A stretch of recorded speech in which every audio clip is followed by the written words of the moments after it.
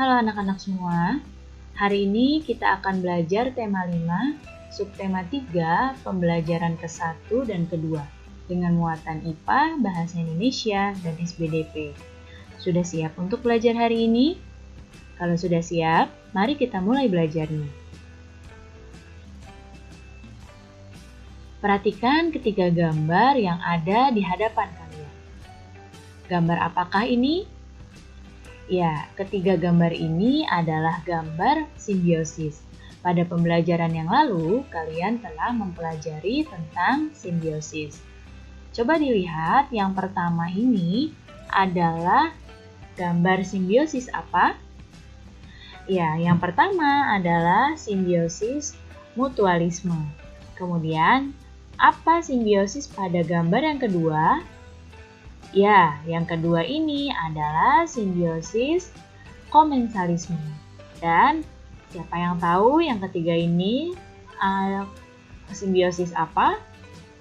Ya, yang ketiga ini adalah simbiosis parasitisme.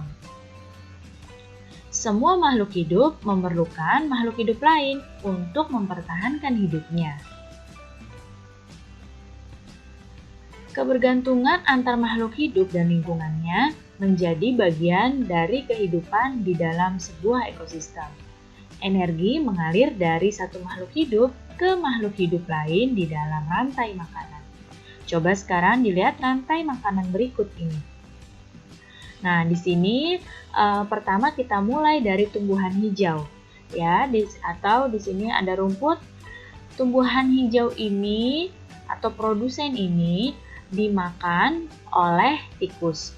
Berarti tumbuhan menjadi sumber energi bagi tikus. Kemudian tikus dimakan oleh ular.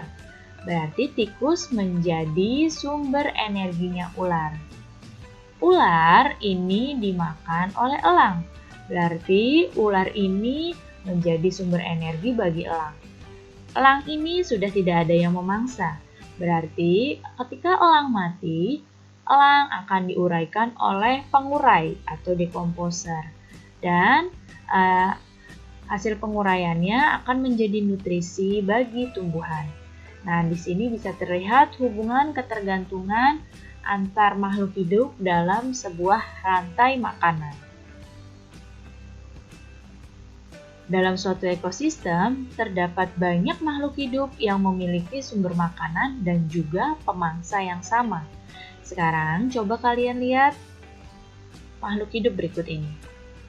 Ya, di sini ada padi, ada pohon, belalang, tikus, ulat, ayam, katak, ular, dan juga elang. Nah, kita coba dari produsen di sini adalah padi. Padi ini akan menjadi sumber makanan bagi belalang dan juga sumber makanan bagi tikus. Kemudian, pohon. Pohon ini akan menjadi sumber makanan bagi belalang dan juga bagi ulat. Kemudian tikus. Tikus bisa menjadi sumber makanan bagi ular dan juga bagi elang. Kemudian belalang dan ulat, kedua hewan ini menjadi sumber makanan bagi katak dan juga bagi ayam. Katak akan menjadi sumber makanan bagi ular dan bagi elang. Ayam menjadi sumber makanan bagi elang dan ular menjadi sumber makanan bagi elang. Nah, bisa kalian lihat ya di sini terdapat satu sumber makanan tapi untuk beberapa pemangsa ya. Di dalam suatu ekosistem terdapat beberapa satu rantai makanan yang saling berhubungan satu sama lain. Nah, jadi bisa terbentuk lebih dari satu rantai makanan. Jadi saling berhubungan antara rantai makanan yang satu dengan rantai makanan yang lain. Kumpulan beberapa rantai makanan dalam suatu ekosistem itu disebut dengan jaring-jaring makanan. Sekarang coba perhatikan jaring-jaring makanan berikut ini. Kita pakai tumbuhan dan hewan yang tadi ya. Di sini ada pohon. Pohon ini dimakan oleh ulat. Pohon dimakan oleh ulat. Ulat kemudian dimakan oleh ayam. Ayam dimakan oleh elang. Nah, kemudian selain dimakan oleh elang, ayam juga bisa dimakan oleh ular. Jadi urutannya bisa pohon, ulat, ayam, elang, bisa juga pohon, ulat, ayam, ular. Kemudian pohon juga dimakan oleh belalang ya, daun-daunnya. Belalang ini dimakan oleh ayam. Pohon, belalang, ayam, elang, atau pohon, belalang, ayam, ular. Selain itu, belalang juga bisa dimakan oleh katak. Katak dimakan oleh elang atau bisa juga katak dimakan oleh ular. Berarti urutannya bisa begini. Pohon, belalang, katak, elang, atau pohon, belalang, katak, ular. Kemudian pada padi. Padi di sini dimakan juga oleh belalang. Nah, tadi padi dimakan oleh belalang, belalang dimakan oleh ayam, ayam kemudian dimakan oleh elang. Bisa juga padi dimakan oleh belalang, belalang dimakan oleh katak, katak dimakan oleh ular. Atau padi dimakan oleh belalang, dimakan oleh katak, dimakan oleh elang. Kemudian padi juga dimakan oleh tikus. Tikus dimakan oleh ular. Ular ini dimakan oleh elang. Nah, bisa kalian lihat di sini bentuknya seperti jaring-jaring ya. Oleh karena itu, beberapa rantai makanan yang dijadikan satu seperti ini dan saling berkaitan satu sama lain itu disebut dengan jaring-jaring makanan. Nah, coba kalian perhatikan jaring-jaring makanan yang tadi ya. Nah, di sini adalah jaring-jaring makanan pada ekosistem sawah. Coba sekarang temukan minimal 2 rantai makanan yang ada pada jaring-jaring makanan ini. Kalau kita amati semua, ini sebetulnya ada kurang lebih 12 rantai makanan di sini. Tapi coba kamu temukan 2 rantai makanan pada jaring-jaring makanan ini. Baik, rantai makanan yang pertama, kita coba ambil yang pohon. Pohon dimakan oleh belalang. Pohon dimakan oleh belalang. Belalang kemudian dimakan oleh katak. Belalang dimakan oleh katak. Katak dimakan oleh ular. Ular kemudian dimakan oleh elang. Contoh rantai makanan yang kedua. Ya, kita coba yang padi ya. Padi dimakan oleh tikus. Tikus dimakan oleh ular. Ular kemudian dimakan oleh elang. Nah, siapa di sini yang sama dengan ibu untuk jaring-jaring makanannya, untuk rantai makanannya? Wah, bagus sekali. Kalau yang beda tidak apa-apa, yang penting masih dalam satu jaring-jaring makanan ya. Sekarang coba perhatikan 2 gambar ini. Nah, di sini ada 2 gambar. Yang satu, ya, gambar orang yang sedang menebang pohon. Dan yang satu lagi gambar apa? Ini gambar anak yang sedang membuang sampah di sungai. Nah, tahukah kamu apa akibat yang akan ditimbulkan dari kedua kegiatan ini terhadap hewan dan tumbuhan yang ada di ekosistem tersebut? Siapa yang tahu? Benar, di sini jika pohonnya ditebang, maka hewan-hewan yang berasal makanannya dari pohon ini akan kekurangan makanan. Nah, jika sudah pohon ditebang, hewan kekurangan makanan, maka nanti ekosistemnya juga pasti akan terganggu. Begitu pula dengan membuang sampah di sungai. Sungai yang tercemar oleh limbah sampah tentu saja akan menjadi tidak sehat dan hewan-hewan ekosistem yang ada di dalam sungai ini juga pasti akan terganggu. Perubahan yang terjadi pada salah satu komponen dalam lingkungan dapat menyebabkan segala proses dalam lingkungan ekosistem terganggu. Ekosistem yang terganggu dapat menyebabkan terganggunya rantai makanan. Nah, Kita contoh tadi pohon ya. Pohon ini kan dimakan oleh belalang. Belalang dimakan oleh katak. Katak dimakan oleh ular. Ular dimakan oleh elang. Nah, di sini jika jumlah pohonnya berkurang karena penebangan hutan, apa yang akan terjadi pada ekosistemnya? Nah, jika pohonnya berkurang, otomatis di sini belalang akan kekurangan makanan. Ya, jika belalang kekurangan makanan, maka belalang jumlahnya juga akan berkurang. Nah, jika belalang jumlahnya berkurang, katak juga pasti akan kekurangan sumber makanannya, yaitu belalang. Maka, jumlah katak akan berkurang juga. Kemudian, kalau jumlahnya katak berkurang, ular juga kekurangan makanan. Berarti jumlah ular juga akan berkurang. Dan ketika jumlah ular berkurang, maka jumlahnya elang juga akan berkurang karena ular merupakan sumber makanan bagi elang.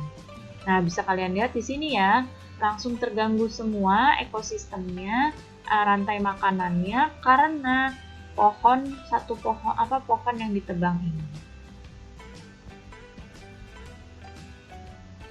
Nah, perubahan yang bersifat alami dan menjadi bagian dari daur kehidupan di dalam ekosistem itu tidak akan memberikan gangguan karena perubahannya itu berlangsungnya secara lambat. Tapi kalau perubahan yang terjadi secara tiba-tiba seperti penebangan pohon atau bencana alam, ini akan memberikan dampak kerusakan yang cukup besar. Dan perubahan yang tiba-tiba tentu saja akan mengganggu jaring-jaring makanan. Baik, sekarang lihat di hadapan kalian ada Edo dan Udin.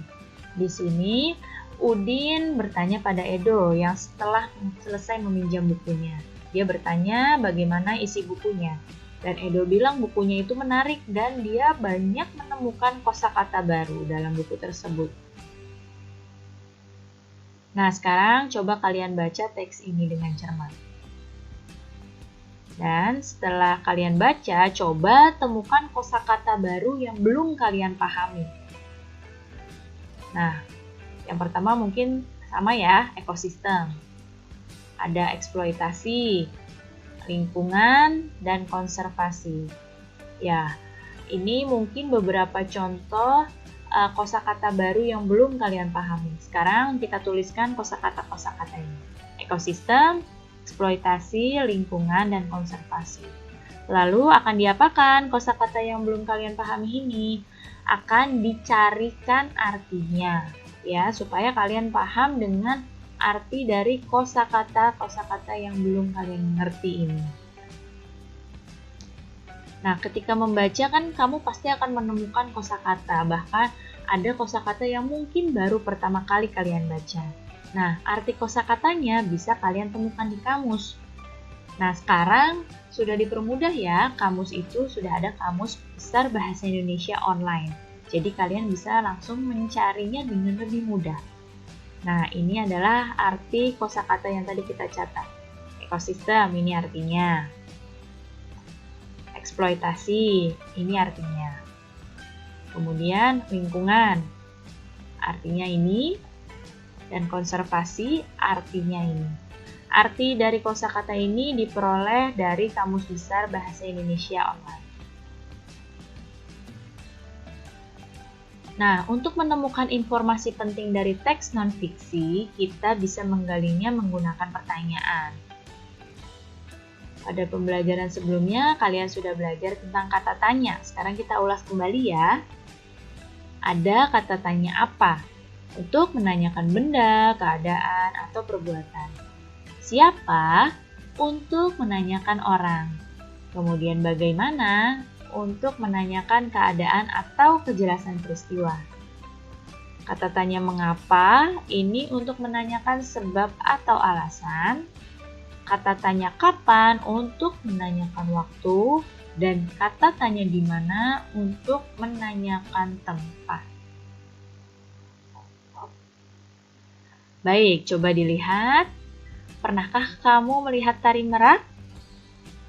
Seperti apa ya tari merak? Nah, seperti ini kira-kira tari merak. Tari merak ini asalnya dari Jawa Barat. Nah, ini tariannya ini menceritakan tentang gerak-gerik dan perilaku merak jantan yang memainkan bulunya untuk memikat merak betina. Nah, di sini yang menjadi inspirasi tari merak adalah keindahan bulu-bulu serta gerak laku binatang ini ya. Jadi sumber inspirasi dalam tarian merak. Apa saja propertinya? Propertinya adalah pakaian penari yang motifnya seperti burung merak. Kemudian ada kain ini untuk menggambarkan sayap merak nih yang ini kainnya. Kemudian ada mahkota.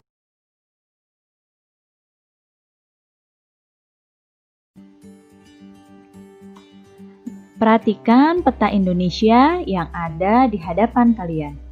Nah, masih ingatkah kalian di mana letak geografisnya Indonesia? Ya, letak geografisnya Indonesia itu berada di antara 2 benua dan 2 samudra, yaitu di antara Samudra Pasifik dan Samudra Hindia, serta di antara 2 benua, yaitu benua Asia dan benua Australia. Nah, letak Indonesia yang di antara 2 samudra dengan 2 benua ini disebut dengan posisi silang. Lihat ya di sini di antara Samudra Hindia dengan Samudra Pasifik, di antara benua Asia dan benua Australia. Ini kita berada di antara posisi silang. Apa itu posisi silang? Posisi silang adalah posisi di mana persilangan di antara 2 benua dan 2 samudra. Dan kita, Indonesia ini tepat berada di tengah-tengahnya. Letak Indonesia yang strategis ini memberikan pengaruh sosial budaya yang besar terhadap kehidupan masyarakat Indonesia. Bangsa Indonesia menjadi bangsa yang terbuka untuk berinteraksi dan bekerja sama dengan bangsa lain yang ada di sekitarnya. Apa pengaruh letak geografisnya Indonesia? Nah, pengaruh letak geografis Indonesia ini ada pengaruh positif yang pertama.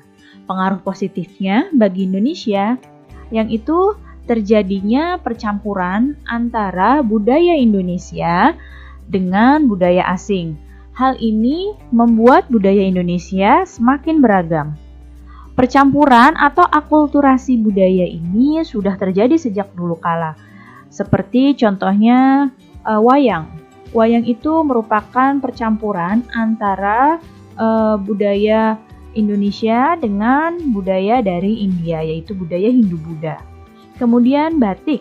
Batik di wilayah pesisir seperti batik Cirebon dan batik Pekalongan itu mendapat pengaruh dari budaya bangsa Arab dan Tionghoa, sehingga batiknya menjadi berwarna cerah.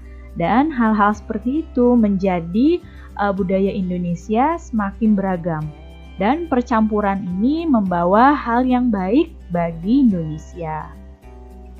Pengaruh positif berikutnya adalah memudahkan Indonesia untuk menjalin hubungan dengan bangsa asing. Karena letaknya Indonesia tadi sangat strategis ya. Nah, selain pengaruh positif, juga terdapat pengaruh negatif. Pengaruh negatifnya, yang pertama, banyak budaya daerah yang tersingkirkan karena masuknya budaya asing. Jika kita tidak memilah-milah budaya asing yang masuk, budaya asli Indonesia itu lama-kelamaan bisa tersingkirkan. Dan juga bisa terjadinya masuknya budaya yang tidak sesuai dengan norma-norma yang ada di Indonesia. Nah, untuk pengaruh negatif ini, jika kita bisa membentengi diri dengan baik, kita bisa memilah-milah budaya yang mana yang baik dan yang mana yang tidak baik, maka tentu saja budaya khas Indonesia tidak akan hilang. Nah, Indonesia ini sejak dahulu kala perairannya tidak pernah sepi, khususnya oleh kapal-kapal yang membawa komoditas perdagangan dari satu negara ke negara lain. Kapal-kapal ini banyak yang melewati wilayah perairan Indonesia. Nah, Indonesia ini banyak disebut sebagai negara maritim, ya. Banyak yang menyebut Indonesia sebagai negara maritim, yaitu negara yang hampir sebagian besar wilayahnya itu berupa perairan. Juga Indonesia disebut sebagai negara agraris. Mengapa disebut sebagai negara agraris? Ya, karena Indonesia banyak menghasilkan hasil pertanian, sehingga Indonesia disebut sebagai negara agraris. Negara maritim ini, Indonesia ini punya juga potensi maritim. Nah, apa saja potensi maritim yang dimiliki oleh Indonesia? Yang pertama, potensi maritim yang dimiliki oleh Indonesia adalah pariwisata bahari yang menarik. Ya, jadi pariwisata kelautan yang menarik. Kemudian Indonesia juga memiliki minyak bumi yang melimpah, serta sumber daya laut yang beraneka ragam, seperti sumber-sumber makanan laut, udang, kemudian contohnya lagi ikan tuna, rumput laut, dan masih banyak lagi sumber daya laut yang beraneka ragam. Nah, tadi adalah potensi maritim. Sekarang, apa potensi agraris dari Indonesia? Pertama, potensi agraris yang dimiliki oleh Indonesia sebagai negara yang agraris atau negara yang sebagian besar wilayahnya pertanian, yaitu kita memiliki ketersediaan lahan. Nah, ketersediaan lahan ini didukung dengan tanah yang subur. Indonesia itu tanahnya sangat subur ya.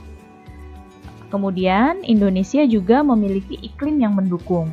Nah, di iklim yang mendukung ini, ketersediaan lahan kemudian tanah yang subur dapat menghasilkan tanaman yang unggul.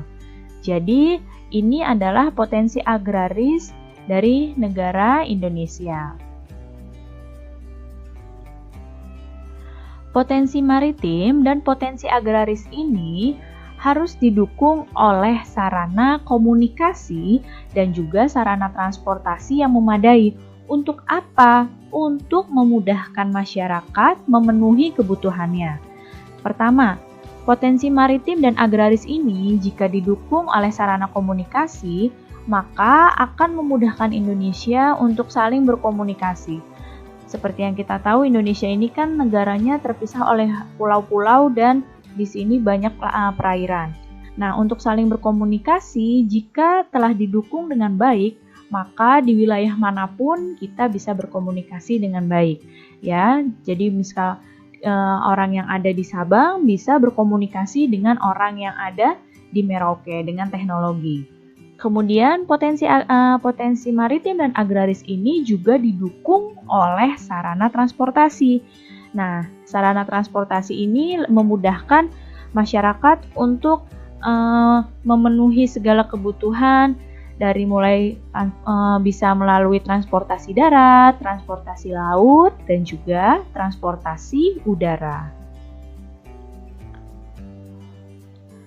Nah, apabila sarana komunikasi dan transportasi ini sudah memadai, maka potensi maritim dan agraris Indonesia juga dapat ditingkatkan. Hal ini tentu saja akan mengarah pada tercapainya pemerataan kesejahteraan penduduk Indonesia. Sekarang coba lihat gambar yang ada di hadapan kalian ini. Pernahkah kamu melihat peristiwa serupa terjadi di sekitarmu?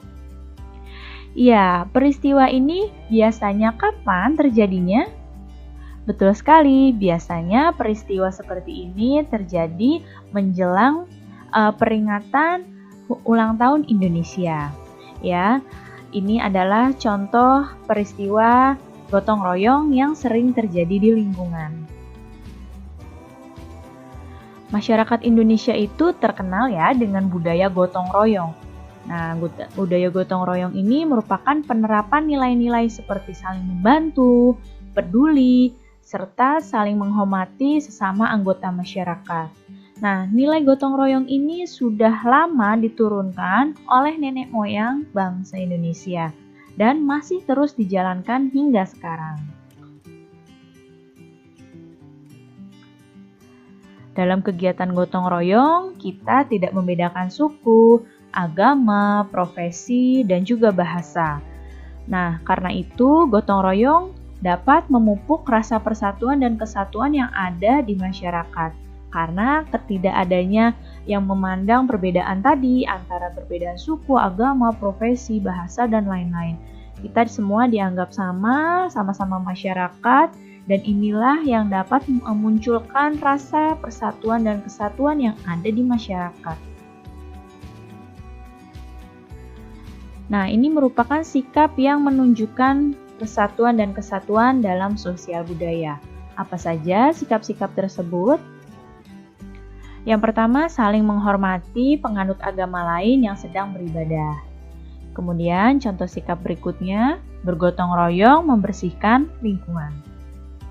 Contoh berikutnya, bekerja sama dalam membangun sarana umum. Berikutnya, membantu korban bencana alam, dan juga menghargai kebudayaan suku lain.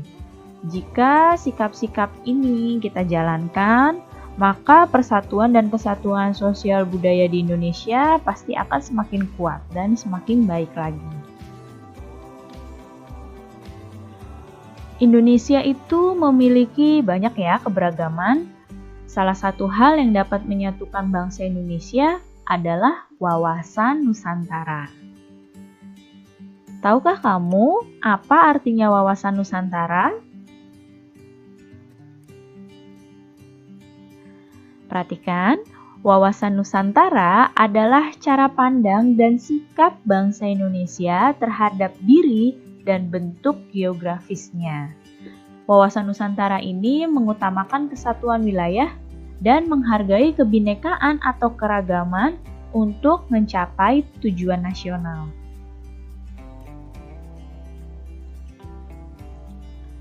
Apa saja cakupan wawasan Nusantara?